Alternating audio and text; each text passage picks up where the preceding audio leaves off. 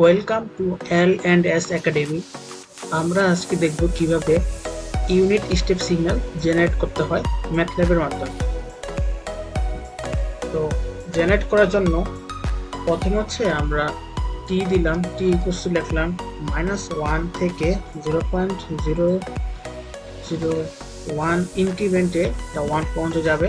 এরপর হচ্ছে আমরা ফাংশন দেব u equals to t is greater than equals to 0, তখন প্লট দিলাম টি কমা ইউ। ওকে, এক্সিস্ট দিয়ে দিই। এক্সিস্টটা হবে এরকম, ধরুন যে -5 থেকে 5 আর উপরে হবে -2 থেকে 2। এখন আমরা রান করে দেখি কি হয়। এই দেখছেন, আপনারা দেখতে পাচ্ছেন আমাদের একটা সুন্দর করে একটি ইউনিট স্টেপ সিগন্যাল জেনারেট হয়ে গেছে। এইভাবে ইউনিট স্টেপ সিগন্যাল জেনারেট হয়। ধন্যবাদ।